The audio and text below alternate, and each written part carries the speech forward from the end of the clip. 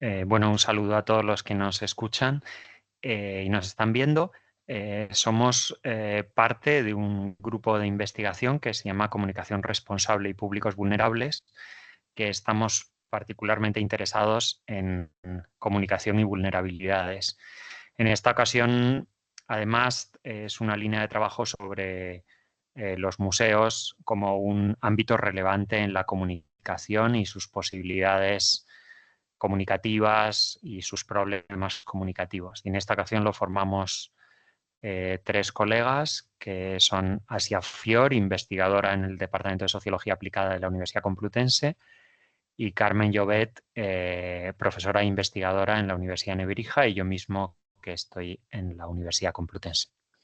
Eh, bueno, y doy la palabra a mis compañeras. Gracias.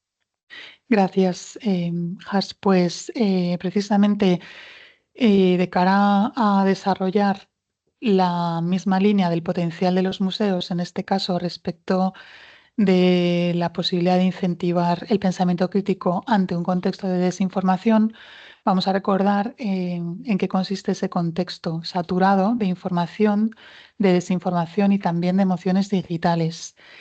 Por un lado, perviven los datos falsos con los relatos estereotipados en el imaginario colectivo, de manera que se configuran estas representaciones a la hora de,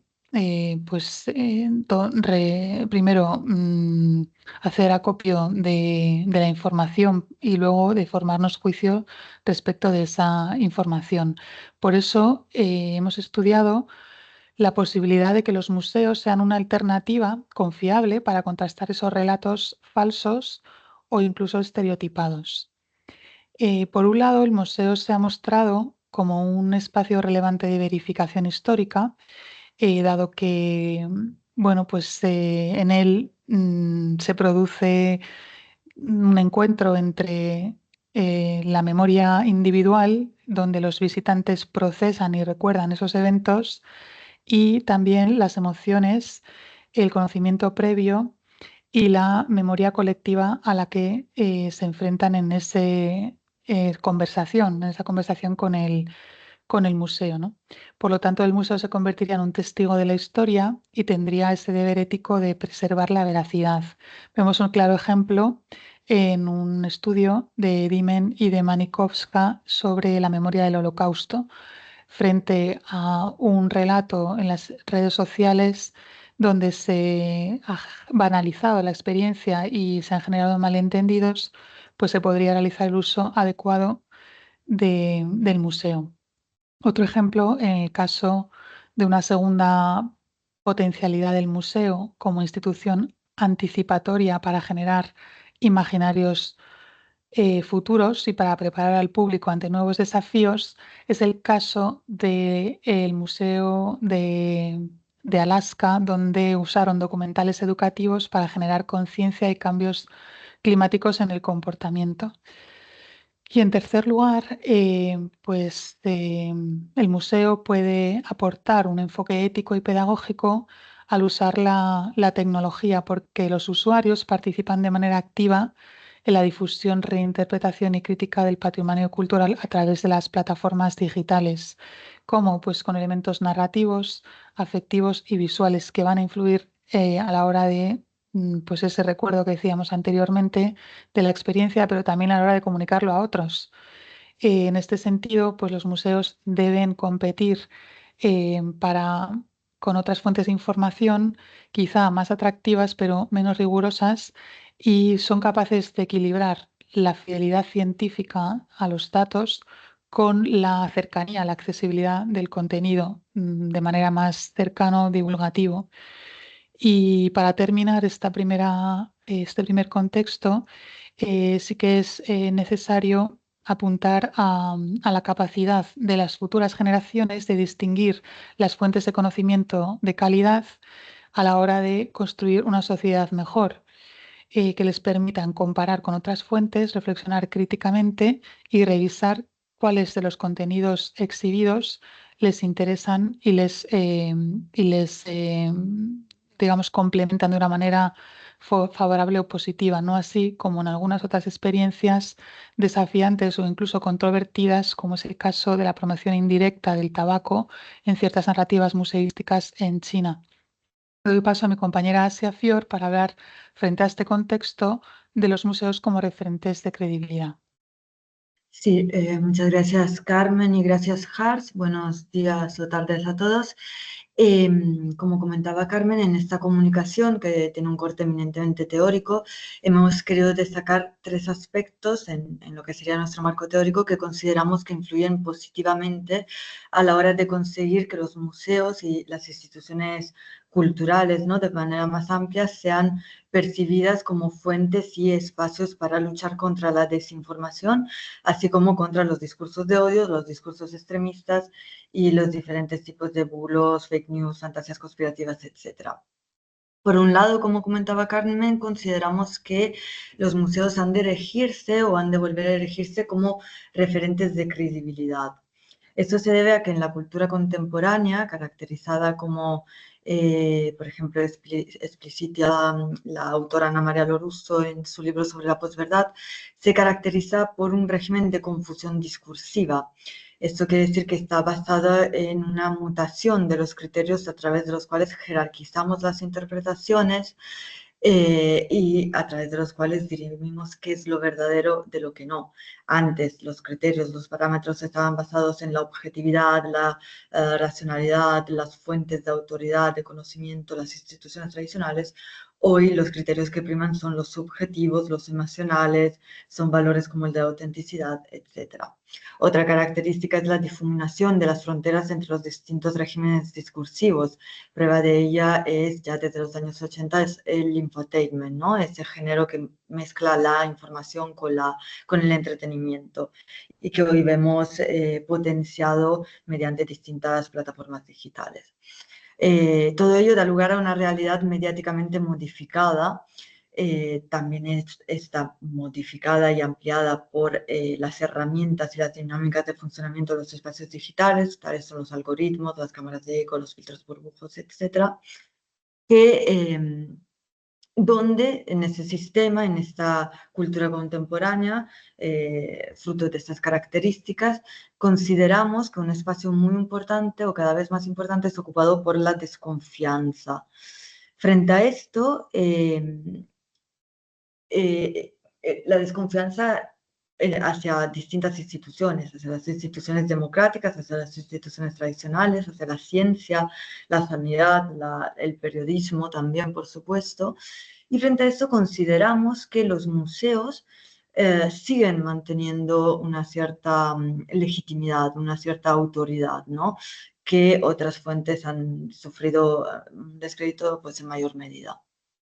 Es en este contexto de desinformación y desconfianza que pensamos que esa autoridad de los museos ha de ponerse en valor y ha de ampliarse, siendo ya no solo lugares donde adquirir conocimientos, sino también lugares que de una forma proactiva y directa pongan en acto estrategias para luchar contra la desinformación. En nuestra comunicación ponemos el ejemplo de la exposición que se tuvo en la Fundación Telefónica, denominada Fake News, la fábrica de las mentiras.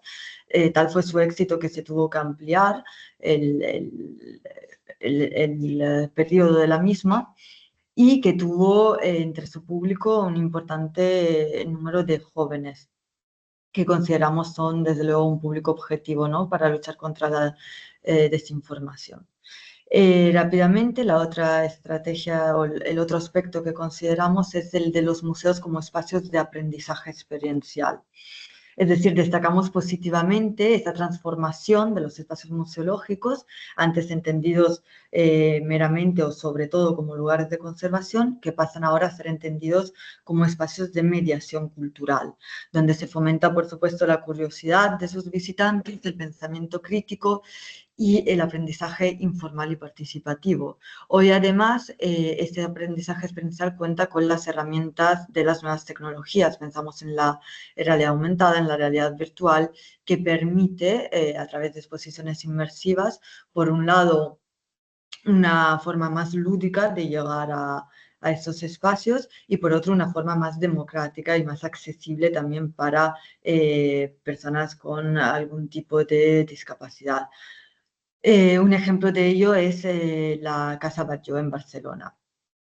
Por último, consideramos que los espacios culturales deben ir mucho más allá del espacio museo, del discurso oficial, del espacio entendido como un lugar elitista, un lugar cerrado, y en este sentido nos remitimos a los autores de la posmodernidad que ya a finales de los 70, a principios de los 80, hablaban del no museo, del discurso abierto, entendiendo pues las instituciones culturales, los espacios museológicos como lugares abiertos, antielitistas, colectivos, donde se dé espacio y lugar a narrativas contraculturales, narrativas subalternas, minoritarias, etcétera, ¿no? Con este fin consideramos que se puede abrir el espacio a discursos antipolarizantes, discursos que luchen contra los discursos de odio y que den espacio a colectivos vulnerables, fomentando la empatía y el diálogo social. Entendemos en ese sentido los museos como agentes activos para luchar contra la desinformación. Creo que estás silenciada, Carmen. Gracias. Finalmente concluimos respecto de estas reflexiones teóricas que efectivamente los museos son capaces de sensibilizar sobre la desinformación, complementando las estrategias de alfabetización mediática con narrativas más tradicionales, en tres sentidos. Por un lado, como espacio pedagógico que permite en el tiempo de la posverdad un cuestionamiento activo de relatos y representaciones culturales. En segundo sentido, pues porque esos museos se muestran como prácticas de resistencia que contrarrestan de manera pedagógica, como decíamos, pero también de manera experiencial, burbujas informativas, desinformación digital, lógicas algorítmicas de la polarización. Y en tercer lugar, esa función social del museo que genera relatos alternativos también activa procesos de reflexión de experiencia-aprendizaje, donde el museo aparece como un agente discursivo activo en la esfera pública, no un lugar donde, pasivo, donde uno va y vuelve sin ningún tipo de experiencia cultural, de manera que la presencialidad también podría contrarrestar los males de los daños de la hiperconexión digital. Pues muchas gracias. Queríamos cerrar esta presentación de la ponencia, animando a leer la ponencia completa en el libro de Comares, que saldrá publicado como resultado de este congreso, y emplazarnos para futuras discusiones en el marco del grupo y de los proyectos de innovación docente y en otras que puedan surgir. Muchas gracias. Gracias. Gracias. Tener grabación.